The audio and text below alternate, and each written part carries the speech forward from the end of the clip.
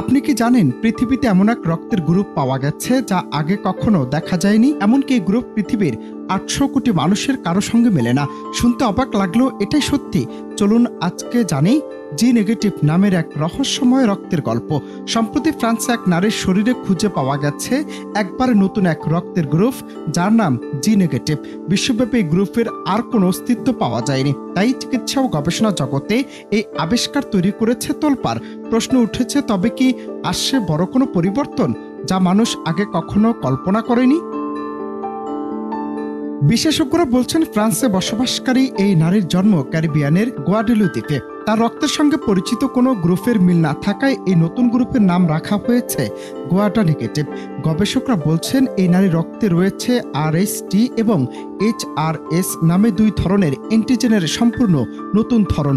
পৃথিবীর আর কারো রক্তের সাথে মিল খুঁজে পাওয়া যায়নি। এর মানে তার রক্ত শুধু তার নিজের শরীরেই ব্যবহার করা যাবে, অন্য কারো শরীরে এটি প্রয়োগ করলে হতে পারে ভয়াবহ বিপর্যয়। ধারণা করা হচ্ছে, এই বিরল রক্ত এসেছে তার পূর্বপুরুষদের জিনে অত্যন্ত দুর্লভ এক জিনগত পরিবর্তনের মাধ্যমে। এটি মানব জিনের বৈচিত্র্য এবং বিবর্তন নিয়ে নতুন গবেষণার দরজা খুলে দিয়েছে। তবে এই নারীর জন্য বিষয়টি বেশ ঝুঁকিপূর্ণ, কেননা যদি তার শরীরে কখনো রক্তের প্রয়োজন হয় তবে তার জন্য উপযুক্ত ডোনার খুঁজে পাওয়া অসম্ভব। একমাত্র সমাধান আগে ভাগেই নিজের রক্ত সংরক্ষণ করে রাখা।